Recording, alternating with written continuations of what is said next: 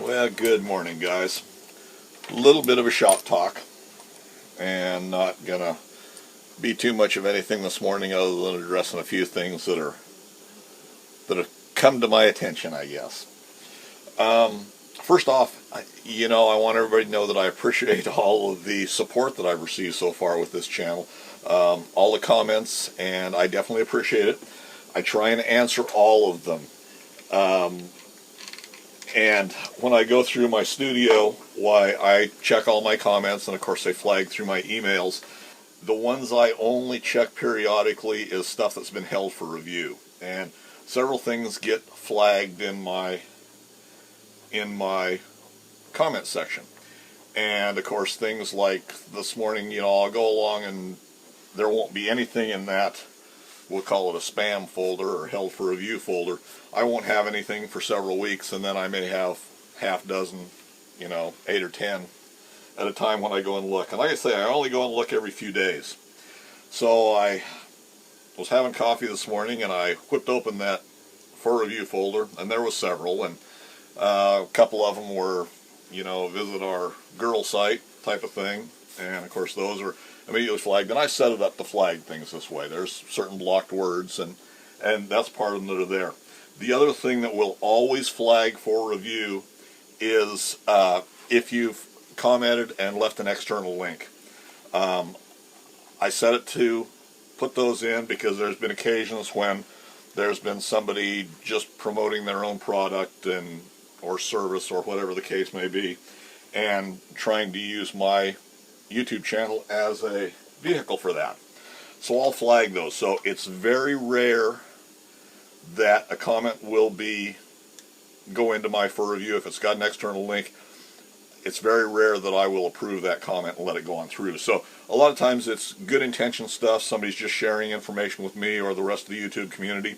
And while I appreciate that, I usually will not approve those comments with links in them, because if it's something that I haven't used, something I may not approve of, something in direct competition with something that I produce or something that I do from a business standpoint with this YouTube channel, those all kick right off the bat. But there's no way those are getting through if I can help it.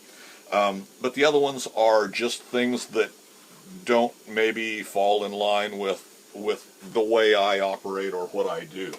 And I've had a couple of comments like that just flagged this morning. One of them was on digital readouts, and I'll go back over that here in a minute. The other one was,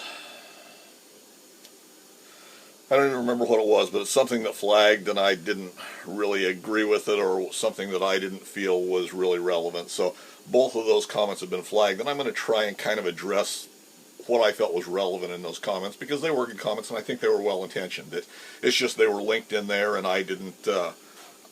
it wasn't something that I wanted to promote necessarily. So comment wise, before we get to digital readouts, the 8-inch super spacer that I have, yes, that's what the other one was. Is it was going to another company that was selling index heads, I believe. Anyway, that 8-inch super spacer, the only reason I showed that was for comparison to the size of this mill. So just to show how big that is. And when we think of stuff, we think of, an 8-inch whatever may not be that big a deal when we want to put it on our machine. But when we're actually looking at it, it's kind of like a 5-inch vise. To me, a 5-inch vise is too big for this machine. This is a 4-inch that's sitting here now. So our aspirations may outweigh our actual needs when we start picking, bigger is not always better. So the only reason I showed that 8-inch super spacer was just as a comparison to show what size it was. Now, that particular super spacer, I would not have purchased that outright.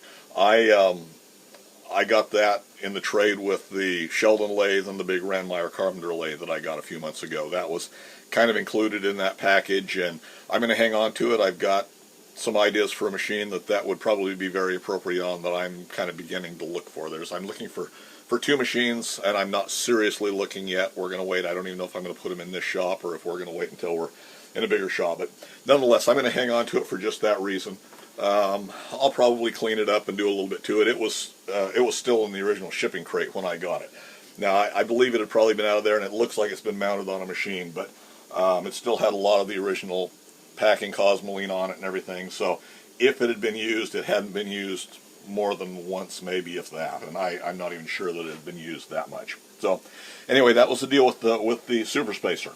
The other thing was about metal suppliers, and I'd said that for my little tool tower that we've already showed in, well, or we will show completed or pretty much completed in part 6 of the Grizzly video series, why there was talk about metal suppliers, and I said that I'd got that from a surplus supplier that I use. The comment had been made that they were going to have to check and see if they could buy drops from their metal supplier and get them cheaper. The material that I was using there was not actually a drop.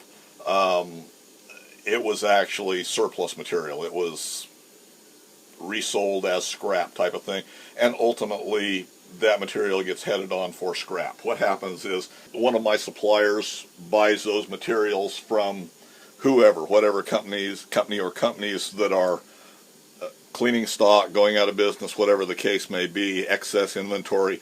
Why, they buy it as scrap. It will sit in their yard in the back lot for however how long, and then whatever's left over that they can't sell and make a little bit of profit on, why, it gets sent on to the scrap yard, and they make their money off of that, or what they can make off of that, just as scrap. So the way my metal suppliers work, and it comes down to the relationships that we develop with our suppliers, and I've had a couple of issues here lately with some suppliers of mine. I've said before, and mainly when I was working on airplane stuff, I have 2 main metal suppliers. One of them is this kind of surplus store. They're a supply store. They do PVC pipe, they do pipe fittings, they do some metal stuff, a little bit of everything, irrigation and a lot of that. And a lot of their work's gone towards that rather than the metal supply stuff. Now, at least a portion of the inventory that they buy for materials that they're selling out comes from the other supplier that I use, so it's being marked up as it moves across. And it's a little bit bigger supplier, and I have access to them too, and I've had a real good relationship with both of these companies, with certain individuals in these companies. Now, the other supplier that they normally will buy at least some of their material for, and I know this because I've seen their trucks over picking up from the other supplier, and they're both local to me here. Why, I'm paying more for it if I buy it from this smaller outfit, and there's goods and bad to both places, which is why I utilize both places.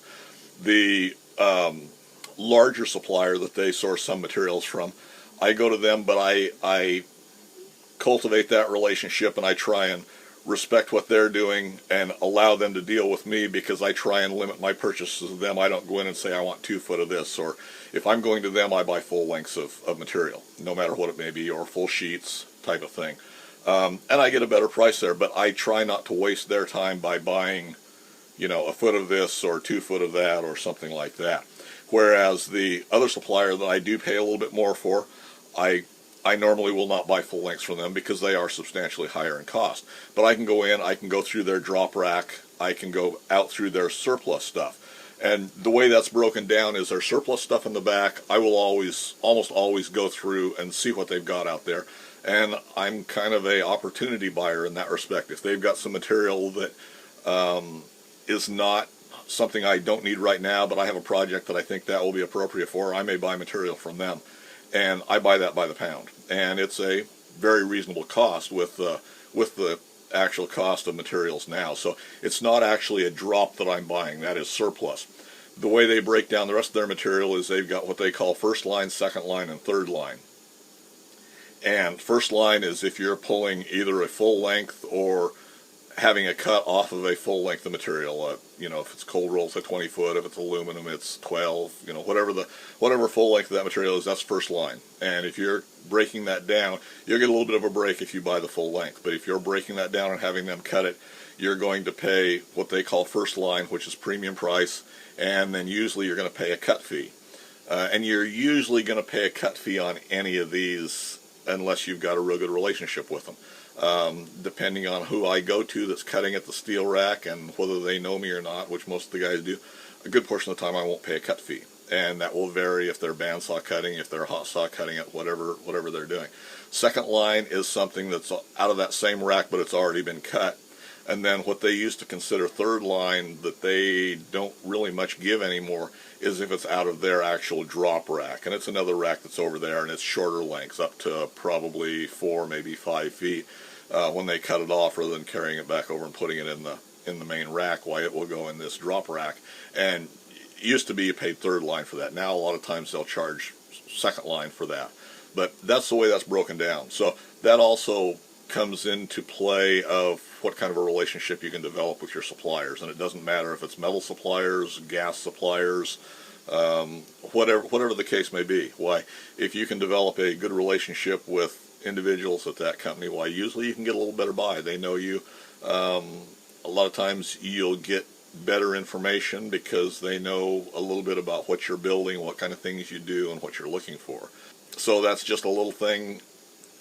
In this day and age, it's kind of tough sometimes to develop that relationship if you're a little guy wanting to go to a big company and buy stuff. But it can still be had if you cultivate those relationships properly. So anyway, that kind of answers that one. The other one was about digital readouts. And the reason that comment was flagged for review is it linked to another kind of competing digital readout. But anyway, it had a link in there. What you'll see me primarily using here is Shumatech Digital Read Outs. And right now I've got one on the little Atlas mill. We just mounted this one on the Grizzly, and I've got one on the big Sheldon lathe. And for the foreseeable future, unless something really changes, you're going to see Shumatech machines or Shumatech Digital Readouts on all of my machines. The reason being, I'm invested fairly heavily in the Shumatech Digital Readouts. When that kit originally came out in 2003, 2004, whatever the case may be in that time frame, why, that to me appeared to be, well, one, it was a low-cost way to get into a digital readout. So, and at that time I was really into that, even more than I am now. I was really thrifty then. So I bought 2 of those digital readouts right after they came out. Now, I didn't get in on the initial power buy, but while those were still being distributed, I got in on the next order of those, and I ordered one for the mill and one for the lathe. And actually, the one for the mill is still the one that I just mounted on here. So it's been in use since at least 2004. I was looking at paperwork this morning, and revision 2 of the operator's manual came out in 2004. So that's the one that grabbed. I may have gotten that a little bit earlier than that, but it would have been no later than that. So the way I saw that developing, I felt that was going to be a digital readout that was a very good alternative, used inexpensive Chinese scales and calipers, and I foresaw that as being something that was going to be around for a few years and then was going to disappear. And that's exactly what happened with it. You know, it came around, it developed a little bit longer into an intermediate model, and I don't remember what that was, and at that same time they came out with the 550, which is the one with the extra 2-line LCD screen on it that you could add as an option. I bought several of those kits before the 550s came out, so I think I have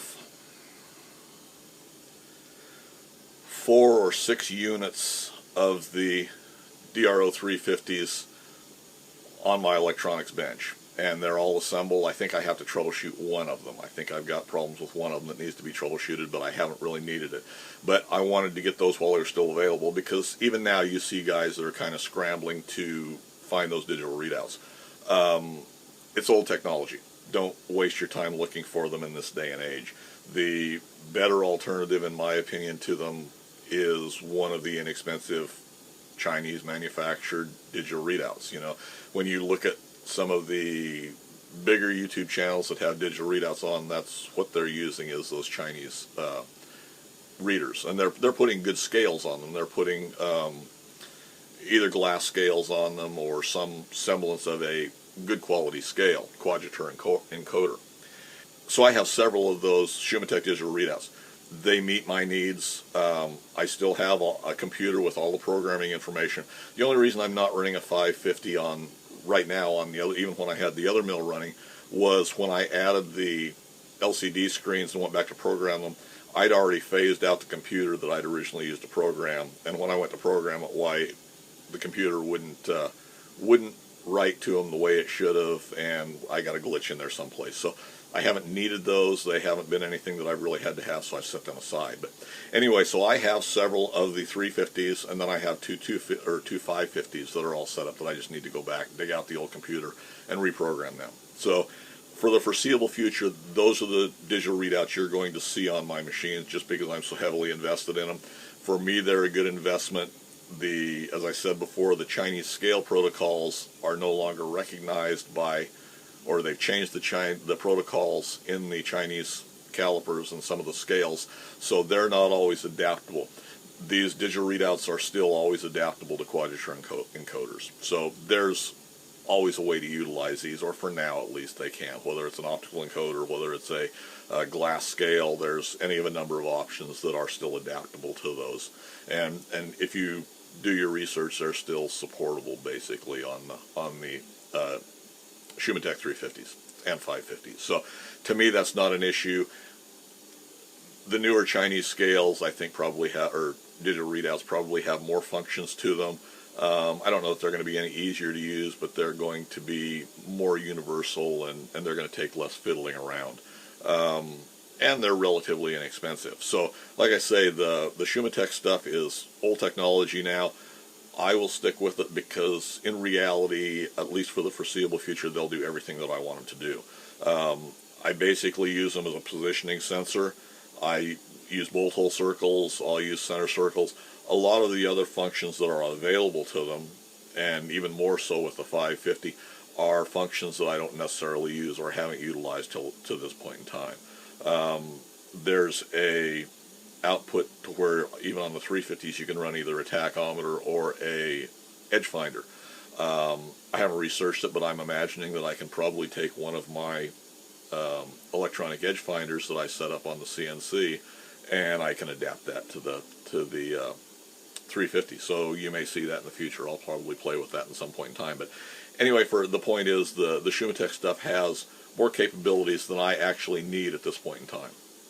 So I'm perfectly happy with them. The digital readout that was linked to in the description, that the individual that posted that to, is a digital readout that I'm aware of. It was introduced about the same time as the Shumatech, or it might have been out a little bit before. There was a couple of open source products out there that were being adapted and built and everything. It is also old technology as far as I'm concerned. I think you're far better off with one of the new Chinese digital readouts, and there again, I'm not overly promoting imported machine tools, accessories, that type of thing, but the reality is the quality is good usually, because in a lot of these things we are in a world market, no matter whether we want to be here in the United States or not. So I think that particular digital readout was old technology. I don't think it's any better now. The user had better luck with it than he did with the Shumatech, and that's fine. There's nothing wrong with that. It was a good enough product at the time. It's not a product that I bought into. There were some things I didn't like about it that I liked better about the Shumatech, but it's to each his own, and that's part of what makes the world go round. So anyway, I just kind of want to discuss those things with you and share and why. So when you don't see your comment appear on the, in the comment section, or I haven't responded to it, it's not because I didn't want to respond to it. It's not because there was necessarily anything bad to it, but it was flagged because of those links in there. And normally I won't approve something that's got a link in it. There's exceptions to that, and I will link to things that either I use or I think are a good viable option for stuff. But unless it's something that I've used personally or really approve of, why I'm gonna flag that stuff and let it go on. I think if someone is wanting to promote their own product or feels highly enough about a product that they think it is really good, why, in this day and age, it's easy enough to have your own YouTube channel and promote that particular product and go on your merry way. So anyway, I just wanted to kind of clarify that. Those are the things that have been kind of on my mind a little bit. I'm probably going to do very little editing of this at all, just thoughts for the morning. I'm setting up a vise here. We're going to tram it back in and make a couple of T-nuts to go on this table, because we're trying to do a little more machining on digital readout arms here and get them anchored in place and kind of finalized. And I don't have a way to hold it that I would really like to have it held on this particular, for this particular project. So we're just going to build us a couple 3/4 nuts, whatever I've got material for here, very quickly, and that way I can finish up this other machining operation. So anyway, hopefully that clears the air. And as always, comments or suggestions, leave them in the comments section for me below without any links. And if you haven't hit that subscribe button, I'd appreciate it. And comments or suggestions, leave them in the comments section for me below. And as always, thanks for taking the time to watch.